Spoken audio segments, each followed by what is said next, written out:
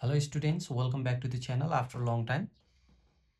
आज हामी नयाँ सिलेबस अनुसार चाहिँ क्लास 10 को च्याप्टर नम्बर 7 मा रहेको यो ट्रिगोनोमेट्री भन्ने च्याप्टरको एक्सरसाइज नम्बर 7.1 लाई फोकस गरेका छौं। यो भिडियो चाहिँ तपाईहरु गभर्नमेन्ट स्कुलमा पढ्दै हुनुहुन्छ, इंग्लिश र नेपाली जुनसुकै मिडियममा पढ्दै भएको भए तापनि यो भिडियो तपाईहरुको लागि पक्कै पनि हेल्पफुल हुनेछ र अन्य कुनै पब्लिकेसनको बुकहरु चाहिँ पढिरहनु भएको छ भने पनि तपाईहरुलाई यो भिडियो अवश्य पनि युजफुल हुनेछ। सो भिडियो चाहिँ अन्त्यसम्म हेर्नु होला। अब यहाँ सबैभन्दा फर्स्टमा चाहिँ एक्सरसाइज नम्बर 7.1 मा कम्पाउन्ड एंगल्स भनेर राखेको रहेछ। अब यो कम्पाउन्ड एंगलसँग रिलेटेड तपाईहरुले जे जति कुराहरु पनि सल्भ गर्नुपर्ने छ, त्यो सल्भ गर्नुभन्दा पहिला चाहिँ यो कम्पाउन्ड एंगल्स भनेको के रहेछ भनेर बुझौँ है त। कम्पाउन्ड एंगल्स भनेको चाहिँ के हो त भन्दाखेरि अब नेपालीमा पढ्नेहरुलाई चाहिँ मिश्रित कोणहरु भनेर डाइरेक्ट नाममै राखेको छ। भन्नाले मिक्स गरेर बनेको चाहिँ के छ त भन्दाखेरि कोण हो।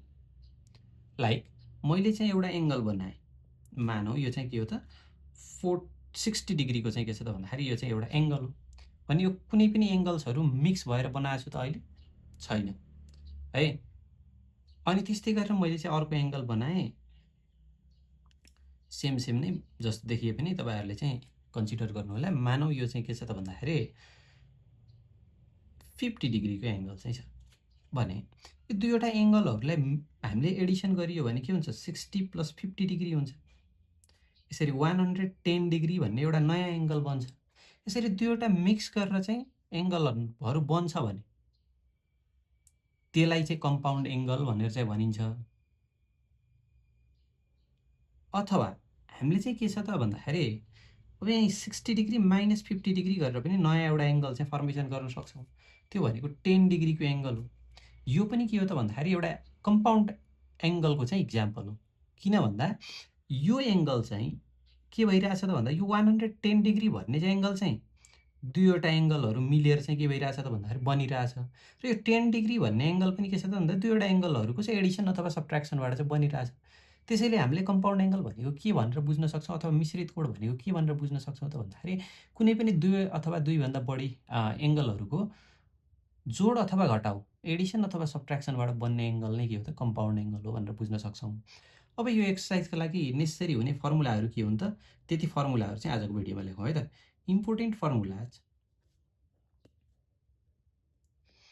formulas to solve exercise number 7.1. Okay students, अब यहाँ चाहिँ हामीलाई चाहिँ सबैभन्दा पहिला चाहिँ जान्नुपर्ने फर्मुला भनेको चाहिँ अब हामीलाई ट्रिगोनोमेट्रिक आइडेन्टिटीज भनेको साइन कोस ट्यान हुन् है। अब कसेक कट सेक पनि छ, तर हामीले चाहिँ साइन कोस ट्यान चाहिँ के हुन् त मेन 3 आइडेन्टिटीज हुन्। तिनैको बारेमा चाहिँ जान्नुपर्छ। सबैभन्दा फर्स्ट फर्मुला जानौं।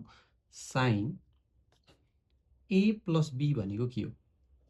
अब यो a + b भनेको के रहेछ त, यिनी दुईवटा एंगलहरु छन्, दुईवटा एंगलको एडिसनबाट चाहिँ हामीले चाहिँ कुनै पनि नयाँ एंगल फर्मेसन हुन्छ भनेपछि यसले कम्पाउन्ड एंगलको कुरा गरिरहेछ। अब यो साइन a + b भनेको के हो त फर्मुला चाहिँ साइन a + b भनेको साइन a cos b, ठीक छ।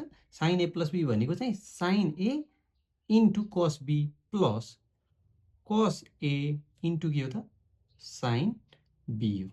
यो चाहिँ हाम्रो चाहिँ साइन a + b को फर्मुला भयो। त्यसै गरेर अब साइन a + b हुन्छ भने एडिसन हुन्छ भने त्यहाँ सबट्र्याक्सन पनि हुँदो रहेछ, गर्न सकिदो रहेछ कम्पाउन्ड एंगलको लागि। त्यही भएर साइन के पनि गरौँ त भन्दाखेरि a - b को फर्मुला पनि जानिराखौं। यो फर्मुलामा केही फरक छैन, same sine a cos b।